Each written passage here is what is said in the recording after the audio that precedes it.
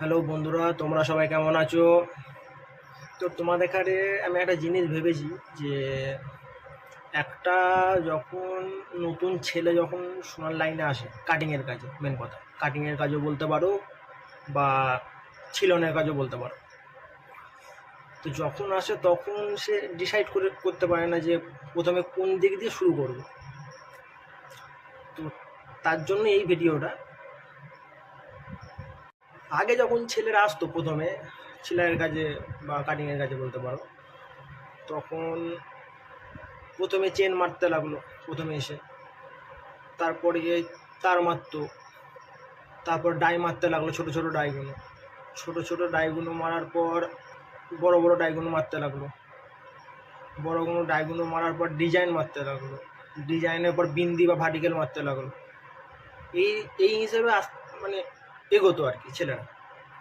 আর এখন যে এতটাই পাতলার মধ্যে কাজ হচ্ছে, সোনার দাম যে তোমরা তো বুঝতেই পারছো কত সোনার দাম বেড়েছে। তো এখন সবাই পাতলার মধ্যে ফেন্সির মধ্যে কাজ চাইছে, যে একটা ফেন্সির মধ্যে যেন কাজটা আমি পাই কম ওয়েটের মধ্যে।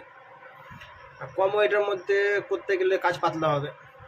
তো এখন নতুন ছেলেরা আসছে যে এই পাতলা কাজগুলোকে মারবে, পুরো করে ফেলছে। তো প্রথমেই যে কাজে হাত দিলে হবে না, প্রথমে তামার পাতের মধ্যে তোমায় প্র্যাকটিস করতে হবে। তামার পাতের মধ্যে প্র্যাকটিস করলে হাতটা আস্তে আস্তে ব্যালেন্সটা ঠিক করতে হবে, তারপর সোনার কাজে হাত দিই। এখন ফুটো হলে মানে দূরবীন দিয়ে চেক করছে, মেশিনও বেড়ে গেছে, মেশিনে ঢুকিয়ে দিচ্ছে, কুঁকু করে আওয়াজ হচ্ছে, একটুখানি ফুটো অনেক বড় করে দেখছি। তো এখন প্রথমেই সোনার কাজে প্র্যাকটিস করুন, সোনার এতে জুয়েলারিতে আগে তামার পাতে আগে হাতটা বসাও, হাতটা সেটিং করে যে তামার পাতে, যে তামার পাতে যে হাতটা যে ব্যালেন্সটা ঠিক কর। তো ব্যালেন্সের ভিডিওটা আমি দেবো নেক্সট ভিডিও থেকে, পার্ট 1 পার্ট 2, কেমন করে প্রথমে তুমি কাজ করবে, প্রথমে কি করে এসে কীরকম দ্বারা মানে তামার পাতে মারবে যে হাতটা তোমার সেটিং হবে, তারপরে সোনার কাজে মানে সোনারিতে মারবে জুয়েলারিতে। তো নেক্সট ভিডিও থেকে আমি দিচ্ছি পার্ট 1 পার্ট 2 করে, তোমরা সব দেখবে।